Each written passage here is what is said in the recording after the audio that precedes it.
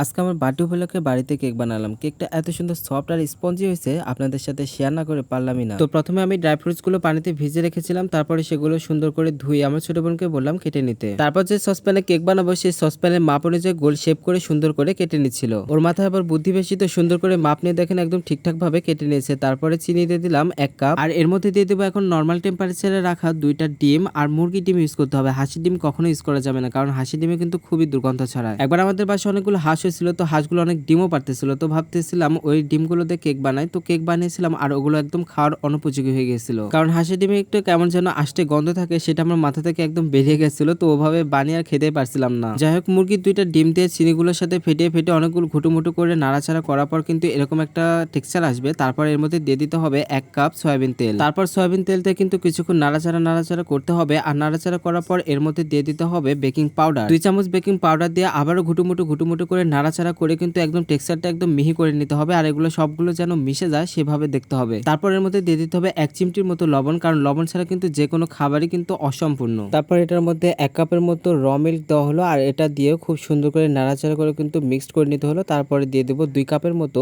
আটা, আর এই আটাগুলোকে সুন্দর করে চালনি দিয়ে চেলে নিতে হবে যেন কোনো ধরনের গিলটি না থাকে। আর এই গিলটিগুলো থাকলে কিন্তু কেকটা খুব সুন্দর সফট হবে না। এগুলো নাড়তে নাড়তে আমার হাতটা ব্যথা হয়ে গেছিল, তাই ছোট বোনকে দিলাম, ও সুন্দর করে নেড়ে এগুলো কিন্তু একদম মিক্সড করে নিল। তারপরে কিন্তু তেল ব্রাশ করে নিল, যেটার মধ্যে কেকটা ঢালা হবে আর কি। তেলটা ব্রাশ করে নেওয়ার কারণ যখন কেকটা ওঠানো হবে তখন যেন ভেঙে না যায়, খুব ইজিলি যেন ওঠানো যায়, যার কারণে কিন্তু তেলটা খুব সুন্দর করে ব্রাশ করে নিতে হবে। তারপর কেকের টেক্সচারটা সেই সসপ্যানের মধ্যে ঢেলে দিতে হবে। আর একটা কথা ভুলে গেছি, এই টেক্সচারটার মধ্যে কিন্তু আমি দিয়েছিলাম ভ্যানিলা এসেন্স প্রায় 1.5 কাপের মতো। এখন এই কেকের ওপর সেই কেটে রাখা ড্রাই ফ্রুটস গুলো ছড়িয়ে সুন্দর করে ডেকোরেশন করে নিচ্ছি। তারপরে এটা উঠিয়ে দিতে হবে রাইস কুকারের মধ্যে। তার আগে কেকের স্বাদটাকে আর একটু বাড়িয়ে দেওয়ার জন্য আমি এখানে ইউজ করতেছি গুঁড়ো দুধ, কারণ মিষ্টি খাবারে গুঁড়ো দুধ ইউজ করলে কিন্তু স্বাদটা কিন্তু একটু হলেও বাড়িয়ে দেয়। তারপরে এটা রাইস কুকারের মধ্যে উঠিয়ে দেবো, কারণ রাইস কুকারের মধ্যে বানাবো আজকের কেকটা। রাইস কুকার তলাতে সামান্য পরিমাণ পানি দিয়ে তারপর একটা স্ট্যান্ড বসিয়ে তারপরে সসপ্যানটা বসিয়ে দিলাম, তারপরে ঢাকনা দিয়ে ঢেকে দিলাম। আর রাইস কুকারের সেই সিপিটাও কিন্তু বন্ধ করে নিতে হবে। তারপর এটা 40 মিনিটের মতো হিটে রাখতে হবে। দেন একটা কাঠি দিয়ে টেস্ট করে দেখতে হবে যে এটা